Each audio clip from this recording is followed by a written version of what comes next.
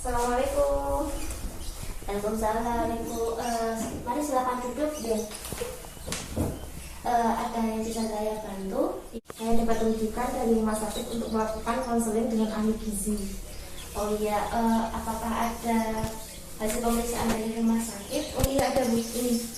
Oh iya, sebentar saya cek dahulu.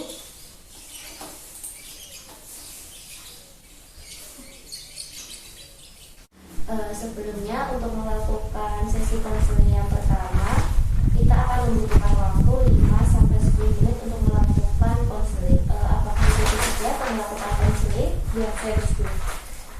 Baik. Setelah saya mengecek hasil pemeriksaan dari rumah sakit berdasarkan formulir screening gizi MUST, maka itu disimpulkan mengalami resiko tinggi mengalami malnutrisi dan segera membutuhkan asuhan. Nah, hasil pemeriksaan dari rumah sakit itu didiagnosis post SC dan riwayat jantung kan. Nah, arti post SC tersebut bisa dikatakan possession cesar dan adanya luka cesar setelah persalinan, namun terdapat riwayat jantung. Nah, seksi cesar sendiri merupakan suatu cara untuk melahirkan janin dengan membuat sayatan pada dinding uterus melalui dinding depan perut. Nah, karena ibu ada riwayat jantung, maka dapat dikatakan sebagai kardiomiopati peripartum, yang artinya gagal jantung sekunder akibat ventrikel kiri tidak dapat memompa darah pada akhir kehamilan atau dalam beberapa bulan setelah persalinan.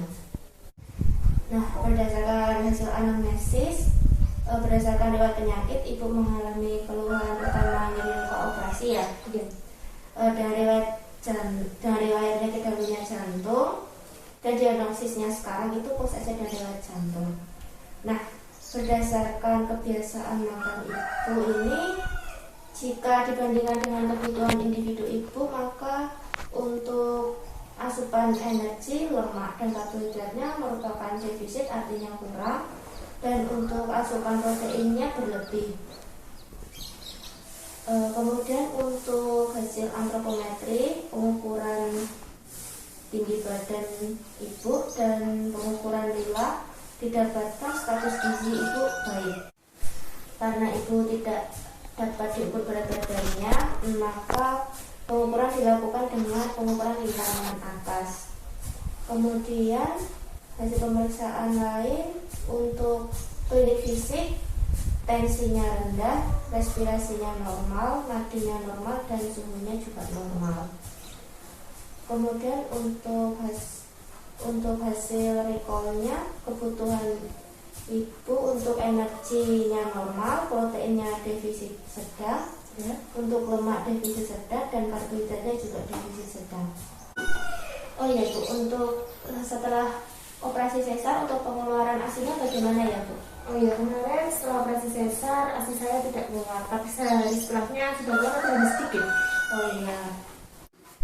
Nah, itu untuk konseling sesi pertama ini, tujuan diet yang saya berikan, yang pertama membantu memperbaiki luka setelah operasi sesar dengan memberikan protein tinggi untuk mempercepat pengeluaran ASI. Nah, yang kedua, saya juga memberikan diet dengan diet rendah garam yang bertujuan untuk tidak memperberat kerja jantung.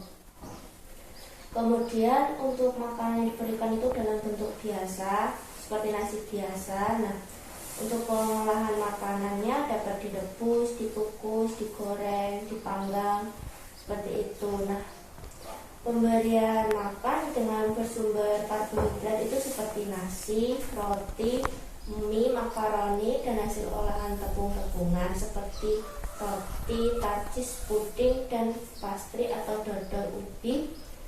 Kemudian untuk sumber proteinnya dapat dikemas seperti daging sapi, ayam, ikan, telur, susu, dan hasil olahan seperti keju dan yogurt. Nah, untuk sumber protein nabati, semua jenis kacang-kacangan itu boleh seperti tempe dan tahu. Kemudian untuk sayuran, semua jenis sayuran seperti bayam, buncis, kacang panjang, labu siam, wortel, seperti itu. Nah, untuk buah-buahannya seperti buah-buahan segar seperti apel, pir, jeruk, dan lainnya.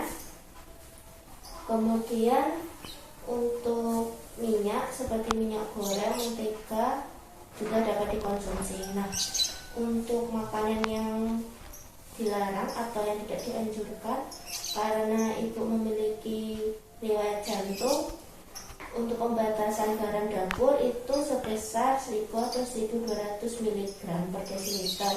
Itu sama seperti 1 atau 1 sampai 1,2 gram atau juga 1 sendok sampai 2 sendok makan. Nah, kemudian ibu juga membatasi penggunaan natrium tinggi seperti bahan makanan berpengawet, makanan yang dibungkus dengan kaleng seperti itu. Ya.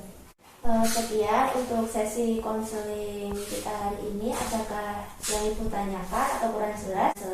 Tidak, sudah jelas. Terima kasih untuk konseling yang Anda berikan kepada saya.